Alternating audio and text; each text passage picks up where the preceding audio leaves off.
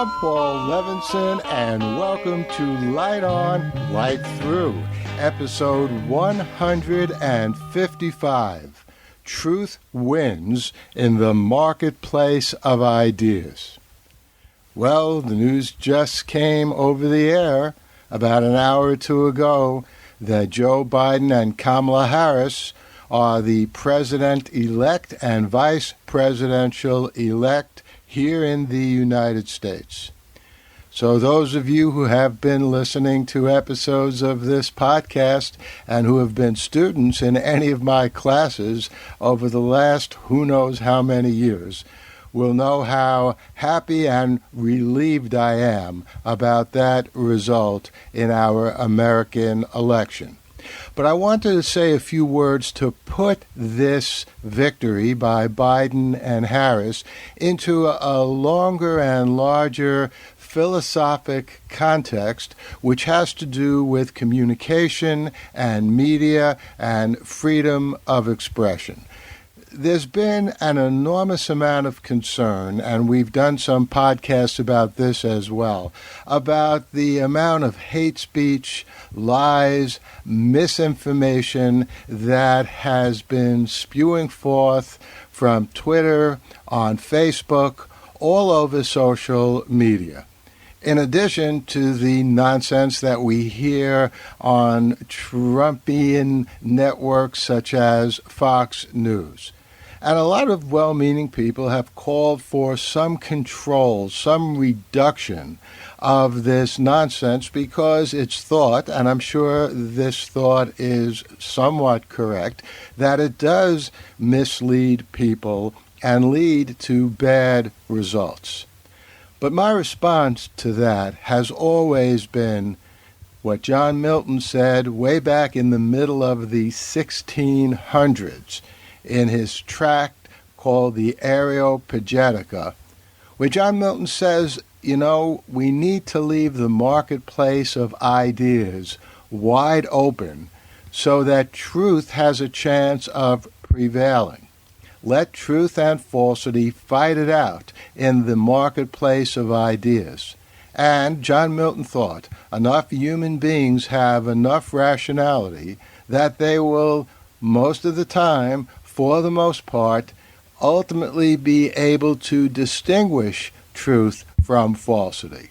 And Milton argued that the worst thing you can do is close the marketplace of ideas to anything, because you might be inadvertently closing it to truth. You might have let falsity in, and when you lock something out, you're locking out the truth. And so people will not be able to separate truth from falsity or to recognize something that's false. And I know that that's a very controversial position. And people often say, well, what evidence do you have of that? Where's the proof? So let me first say there is no absolute proof of that. To some extent, believing in what John Milton said is a question of faith. He's not the only one who said that.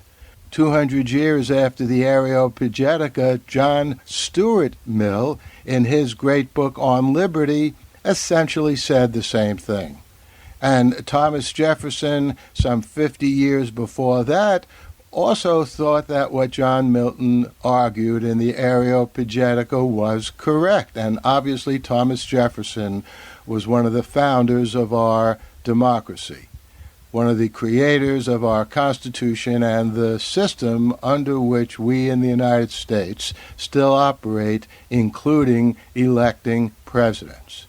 So what evidence is there, though, other than these great thinkers who agreed with and believed in what John Milton said? Well, the election of 2016 is an interesting case. Hillary Clinton did win the popular vote then. So on that account, by that measure, it looks like John Milton was proven correct. Enough Americans in that election recognized the vile nonsense spewed by Donald Trump and saw the truth of what Hillary Clinton was claiming. But unfortunately, here in the United States, we have an anachronistic electoral college system which deprived Hillary back then of the presidency of the United States. And what in fact happened in the election of 2016 is that Electoral College resulted in Donald Trump becoming president. Well, here in 2020, we have a different result. The Democratic Party, already very well aware of what happened in 2016 and responding to what happened in 2016, in some crucial ways conducted a better campaign than in 2016. And the result is that Joe Biden won not only the popular vote, but the electoral vote as well. And so Joe Biden will be the next president of the United States. Now, this is not to say that Hillary Clinton conducted a bad campaign. In fact, I think she conducted an excellent campaign in 2016. She just ran into an unexpectedly deep, unfortunately deep and wide, American fascistic streak. Millions and millions of Americans voted for Donald Trump in 2016 knowing what kind of fascist he was. And even more Americans voted for Donald Trump in 2020 knowing that.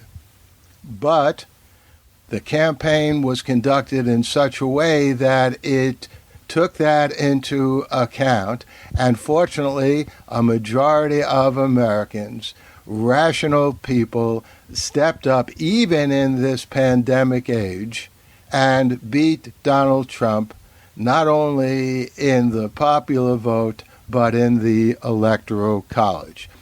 So I think that has to be chalked up as a victory for rationality. I think that if John Milton and John Stuart Mill and Thomas Jefferson and everyone who always argued for keeping the marketplace of ideas open would chalk up the results, which came through finally today, as some powerful evidence that enough people do have enough rationality that when truth and falsity is presented to them, a majority are able to distinguish truth from falsity and choose the truth. So that's why I say that Biden's election, confirmed today, is a win for truth in the marketplace of ideas. The Light on Light Through podcast. Well, I hope you enjoyed that episode of Light On, Light Through. Obviously, the political situation in the United States is still a very hot, bubbling, controversial situation. As of this moment, Joe Biden is president-elect. Kamala Harris is vice presidential-elect. Trump will be out of the White House for good on January 20th, 2021, when Joe Biden is sworn in as president. But I don't think we should think for a minute that Trump is going to go easily. He's vowing to fight. He's going to keep spewing his lies and his hatred. And the rationality of American people will be put to a continuing test over the next weeks and months ahead. And I'll certainly be here with another episode of Light On, Light Through, either talking about that battle or, who knows, maybe reviewing a great new science fiction movie. In any case, I hope all of you are safe and well. I'll be back here soon with another episode of Light On, Light Through. In the meantime, enjoy.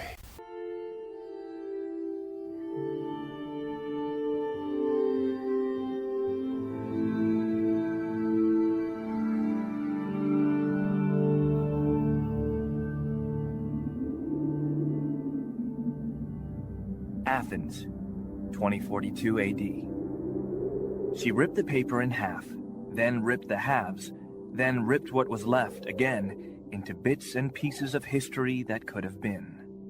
Sierra Waters had read once that, years ago, it was thought that men made love for the thrill, while women made love for the sense of connection it gave them. Curled Up with a Good Book says, Sierra Waters is sexy as hell. You can find out more about The Plot to Save Socrates by Paul Levinson at theplot2savesocrates.com.